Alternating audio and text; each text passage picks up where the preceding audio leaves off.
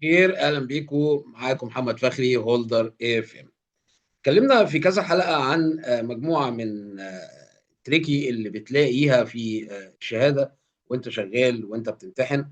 الجزء اللي هنتكلم عليه النهارده في الريفينيو سكادجول. هنا الجزء بتاع وانت بتتكلم على بتبني الجزء بتاع السيلز فوليوم.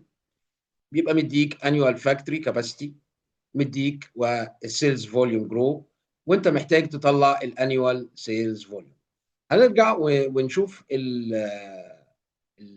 البي دي اف اللي او الكيس ستادي اللي مديها لنا معهد اف ام اي وخاصه بهندرسون مانيفاكتشرنج. وده عباره عن البي دي اف اللي بيبقى مديهولك في اوفر فيو عن الكومباني، وبعدين بيبقى مديك شويه اسامبشنز عن السيلز، عن الاوبريتنج كوستس، عن الكابكس اند ديبريشيشن، عن الوركينج كابيتال، عن الانكم ستيتمنت، سوري، عن الانكم تاكس، عن الديت، عن الايكويتي واذر اسامبشنز. احنا بناخد كل الاسامبشنز ده من البي دي اف، وبنبدا نحطها معانا في جدول اسمه الاسامبشنز.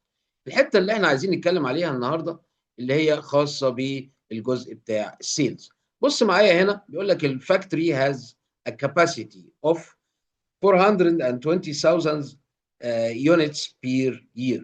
يعني الكباسيتي بتاعه المصنع 420 ألف طن في السنة. طيب نروح على الإكسل بتاعنا. عندي هنا وأنا شغال على السيلز فوليوم، الانيوال فاكتوري كاباسيتي.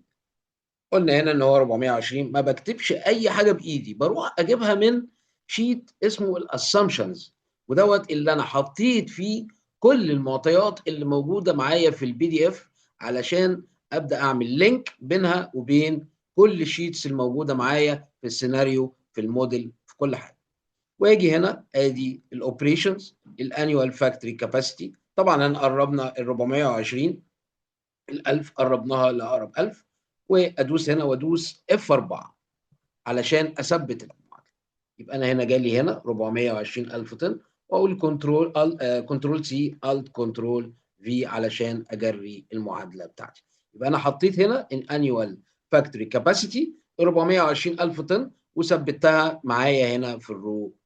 طيب، عندي السيلز فوليوم جروب. هنا انا شغال حسب السيناريو. انا هنا شغال على سيناريو بيس كيس، واتكلمنا على موضوع السيناريوهات قبل كده. وهنا كان في كوست انفليشن لو انتم فاكرين، وهنا السيلز برايس، وهنا السيلز فوليوم، وده الجزء اللي احنا شغالين عليه. قلنا ده اللايف، ده اللايف بتاع 3 كيسز. انا بروح عندي هنا في الموديل وبقول له يساوي، واروح اخد السيلز فوليوم جرو من السيناريو اللايف بتاعي، واقول له انتر. وبعدين اقول له كنترول سي وجري لي المعادله يا باشا، الت كنترول في فورمولا. جميل جدا. يبقى هو خد لي السيناريو هنا اللي موجود معايا في اللايف للسيلز فوليوم، وحطه لي هنا في الموديل بتاعي. جميل. انا معايا السيلز فوليوم جروب بالارقام دي. هجيب بقى الانيوال سيلز فوليوم. اجيب الانيوال سيلز فوليوم بتاعي. هو بيقول لي ان هو الانيوال سيلز فوليوم الجرو بتاعه 5%، وبعدين 4% هير افتر. طب انا عندي هنا عايز اجيب الانيوال سيلز فوليوم. بص المعادله دي معايا. انا عندي هنا السيلز برايس اهو، وعندي الجروس ريفينيو اهو. خلي بالك ان الجروس ريفينيو ده بالمليون، والسيلز برايس هنا بير يونت بالالاف. يبقى انا لازم احول اليونت هنا عندي بالالاف. فانا هقول له هنا يساوي الجروس ريفينيو في 1000 عشان احوله الالاف على السيلز برايس. كده انا جبت الانيوال سيلز فوليوم. طب الجرو بتاعها ايه؟ ركز معايا عشان دي التريكي اللي مهمه جدا اللي كل الناس بتتلخبط فيها. ركز معايا. انا عايز اجيب الجرو، بقول له ايكوال البريفيوس يير في، سوري، في نفتح براكتس واحد بلس السيلز فوليوم جرو، واقول له اقفل البراكتس معايا. ركز قوي معايا عشان انا بعمل حاجه هنا لازم تاخد بالك منها قوي. اقول له كنترول سي الت كنترول في فورميولا. ركز معايا، ودي التريك اللي انا عايز اتكلم معاك فيها. ركز معايا في المعادله دي. وركز معايا هنا، ودي الجزء اللي هنتكلم عليه. طيب انا هنا بيقول لي ان الكباسيتي بتاعي 420,000 طن بير يير، وانا بعمل السيلز فوليوم، الانيوال سيلز فوليوم، وضربت في الجرو بتاعي. بص القيم معايا زادت لان في جرو، وبعدين 4%، 4%، 4%. بص هنا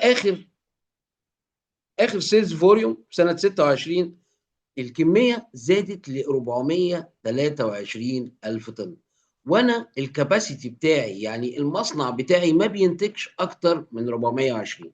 هي دي التريكي اللي لازم تاخد بالك. يبقى انا ما ينفعش الانيوال سيلز فوليوم تزيد عندي اكتر من 420 الف طن بير. يبقى محتاج ان انا اعمل معادله، ودي الحاجات المفيده جدا في الشهاده. بيعرفك بمعادلات جديده، بيعرفك بتريكي ازاي تقدر تستخدم معادلات كتيره متنوعه سيمبل في الاكسل. للشهاده دي مهمه جدا في الحته دي. ركز معايا، انا دلوقتي مش عايز المعادله دي تزيد عن 420 الف طن. بص كده هعمل ايه؟ هعمل معادله اسمها مينيمم. يعني ايه مينيمم؟ يعني اختار بين ال 420، بين الكباسيتي وبين السيلز الانيوال سيلز فوليوم، اختار القيمه الاقل بين ال 420 وبين ال 360. لو زادت عن 420 اختار لي الاقل. كل ما هتزيد المعادله معاك عن 420 تختار الاقل. نروح جايين هنا نفس المعادله اللي احنا عملناها، وندوس هنا ونعمل حاجه اسمها معادله المينيمم، المين. اوكي. وبعدين اجي هنا في الاخر خالص واقول له كوما، واختار ال 420 واقفل البراكتس بتاعي. جميل جدا. واشد كده المعادله معايا واشوف اخبارها ايه معايا. المعادله الت كنترول سي فورميولا. بص معايا هنا ما زادتش عن 420. نعملها تاني. هنيجي هنا ونقول له نمسحها خالص وانت عايز تشوفها من الاول. واقول له يا باشا يساوي معادله المينيموم، وافتح براكتس واقول له اضرب لي annual sales volume البريفيوس يير في 1 بلس 5% اللي هو الجرو، واقفل البراكتس واقول له كوما، واختار لي ال 420 واقفل لي البراكتس. حلو الكلام. واقول كنترول سي الت كنترول في وادوس انتر. المعادله بتاعتي ما زادتش باي حال من الاحوال خلال الخمس سنين الفوركاست عن ال 420. ودي احدى التريكات اللي في ناس كتير بتتلخبط فيها. لازم تبقى عارف حتى وانت شغال في الحياه العمليه، انا المصنع بتاعي ما بينتجش اكتر من 420 الف طن. يبقى ازاي انا هنتج او اعمل في الفوركاست بتاعي ان انا هنتج 500، ان انا هنتج 450، ان انا هنتج 600؟ ما ينفعش. يبقى انا شغال غلط. اما المصنع بتاعي او المكنه بتاعتي ما بتطلعش اكتر من 420 الف طن، يبقى ازاي السيلز فوليوم بير يير هيطلع اكتر من ال 420؟ يبقى خلي بالك، مهمه جدا جدا التريك دي. الشهاده مليانه تريكات، كل ما هتتدرب كتير، كل ما هتذاكر كتير، كل ما هتسمع كتير.